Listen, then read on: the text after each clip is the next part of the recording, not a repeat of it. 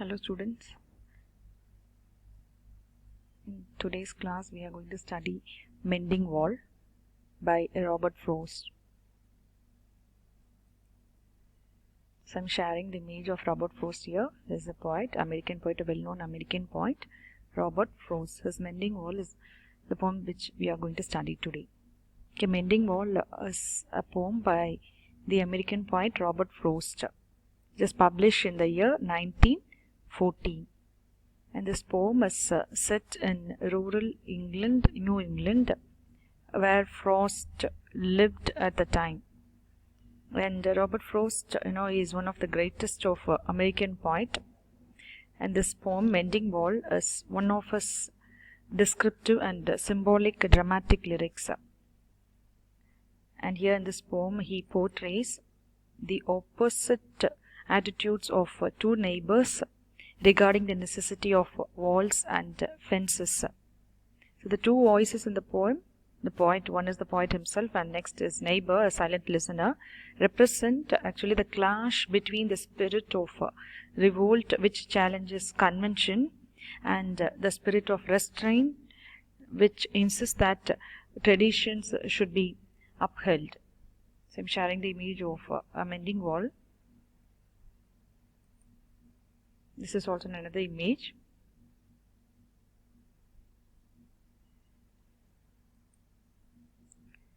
And the poem actually describes how the speaker is, as I said, the poet himself, Robert Frost, and a neighbor meet to rebuild a stone wall between their properties. It's actually a ritual repeated every spring. And the next important thing is the poem is in a form of a monologue. Okay, monologue is actually a technique, a dramatic technique used in dramas. And a monologue is a speech delivered by one person, most often to express the speaker's or his or her mental thoughts aloud. So it is sharing or letting one's mental thoughts or emotions aloud to the listener, and the listener will be a silent listener. There will be a listener, but the listener will be a silent listener. So this poem is in the form of a monologue. So what is monologue? A monologue is a speech delivered by one person, most often to express the person's or his or her mental thoughts aloud.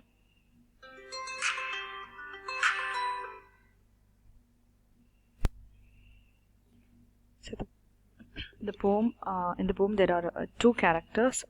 One is the poet and the second one is the poet's neighbor. The poet's neighbor is a typical conservative New England farmer. Okay, he is a silent, actually the poet's neighbor is a silent listener in the poem. He does not speak a single word in the poem, but we know of his views and ideas from what the poet or speaker says about him. So we all have neighbors. The compound wall separate and keep people apart.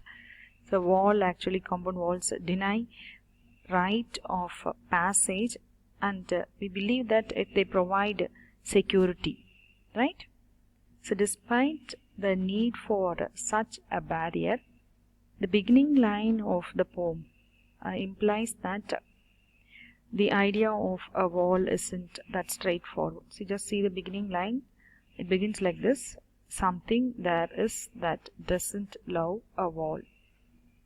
Okay, so the poem actually begins with a sweeping statement: something there is that doesn't love a wall. So in other words, nature is opposed to the idea of walls and boundaries. This is how the poet begins the poem. Something there is that doesn't love wall, which means nature is against this wall or boundaries. So let me read out the poem for you. Something there is that doesn't love a wall, that sends the frozen ground swell under it, and spills the upper boulders in the sun, and makes gaps even two can pass abreast. The work of hunters is another thing. I have come after them and made repair, where they have left not one stone on a stone. But they would have the rabbit out of hiding, to please the yelping dogs. The gaps I mean no one has seen them made or heard them made. But at spring mending time, we find them there. I let my neighbor know beyond the hill, and on a day we meet to walk the line and set the wall between us once again. We keep the wall between us as we go, to each the boulders that have fallen to each, and some are loaves and some so nearly balls. We have to use a spell to make them balance. Stay where you are until our backs are turned. We wear our fingers rough with handling them. Oh, just another kind of outdoor game. One on a side, it comes to little more. There where it is, we do not need a wall. He is all pine and I am apple orchard. My apple trees will never get across and eat the cones under his pines. I tell him. He only says, good fences make good neighbors. Spring is the mischief in me, and I wonder if I could put a nation in his head. Where do they make good neighbors? Isn't it where there are cows? But here there are no cows. Before I built a wall, I would ask to know what I was walling in and walling out, and to whom I was like to give offense. Something that doesn't love a wall. That wasn't down. I could say else to him, but it is not else exactly, and I would rather he said it for himself. I see him there, bringing a stone grasped firmly by the top in each hand, like an old stone savage armed. He moves in darkness, as it seems to me, not of woods only, and the shade of trees. He will not go behind his father's saying, and he likes having thought of it so well. He says again, good fences make good neighbors. So this is how the poem ends. The neighbor repeats, good fences make good neighbors. So as I said, the poem begins with a sweeping statement, something there is in that that doesn't love a wall, and it could be the nature. It is the nature which doesn't love the wall. So every spring, the poet and his neighbor, they examine the wall between their plots together, and they replace the dislodged stones or damaged stones, and they repair the wall. And here the point, he feels that there is no need for a wall or fence between their plots. Okay, that sends the frozen ground swell under it and spills the upper boulders in the sun, and makes gaps even two can pass abreast. So in the boulders, huge stones, they fall and they make gaps between in the compound wall. Even two can pass abreast, and it could be even the work of hunters. Okay, and the point feels that there is no need for a wall or a fence between their plot and his apple trees. He says his apple trees will not go and eat his neighbor's pine fruits, but the poet's neighbor, he's a conservative farmer with a deep-seated faith in the value of boundaries. Like a parrot, he repeats. You can see he repeats the same sentence.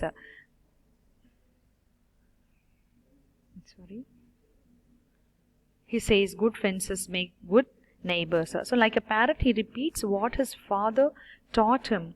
Good fences make good neighbors. So world unity and universal brotherhood are essential for peace on earth. So when the poet and his neighbor are mending the wall between their plots, there arises actually a minor dispute between them. The poet says that his apple trees will not go and eat his neighbor's pine fruits. So there is no need for a wall between their plots. He further argues that walls are necessary if only there are cows. Okay. See, walls are necessary only if there are cows. But the neighbor refuses to be convinced. Like a parrot, he repeats what his father has taught him, saying good fences make good neighbors. And then he goes about replacing the dislodged stones. It means that he lacks intelligence and imagination, and he foolishly sticks to his father's adage. So the two voices in the poem, they effectively portray the clash of two forces. We are just going to the first stanza. And makes gaps even two can pass abreast. The work of hunters is another thing. I have come after them and made repair, where they have left not one stone on a stone. But they would have the rabbit out of hiding to please the helping dogs. See, hunters too, very often they damage the walls chasing rabbits. So they carelessly knock down stones from walls.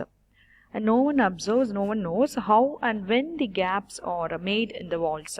So no one has seen them made. So no one observes and no one has seen or heard when these damages are done to the walls. But every year, but a spring mending time, we find them there. Every year, when the spring season comes, the walls are badly in need of repair. So the poet believes that this is a mysterious way in which nature battles against the walls, which it considers unnecessary. So the poet considers that it is unnecessary. I let my neighbor know beyond the hill, and on a day we meet to walk the line and set the wall between us once again. The poet has made an annual arrangement with his neighbor, to repair winter damages. So when the spring season comes, they examine the broken wall together.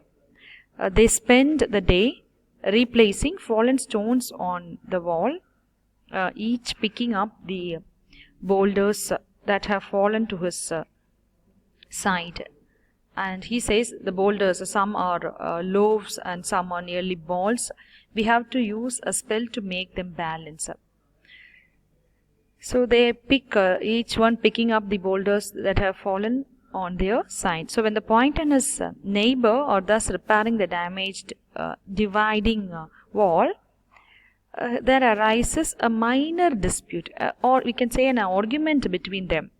So the poet just says that the apple trees will not go and eat. So he says the apple trees will not go and eat your pine fruits. Okay, so besides walls are necessary if only there are cows. He also says only if there are cows we need walls. But here, where are cows? Okay, why do they make good neighbors, isn't it? Where there are cows. But here there are no cows. So here there are no cows. So his point is that there is no need for a wall or a fence between their plots. So the poem is a depth, a character study. The poet is actually a typical youth of the modern times, is rebellious and unconventional. So he wants to bulldoze all walls and boundaries, but his neighbor is a traditionalist. He is a narrow-minded fanatic who will not go beyond his father's saying, and he lacks intelligence and imagination, and foolishly sticks to his father's irrational adage of good fences make good neighbors. So this seems to be the message of the poem. So it is generally observed that Froest's poems begin in delight and end in wisdom. So the wall symbolizes all kinds of man-made barriers, the divisions between nation, classes,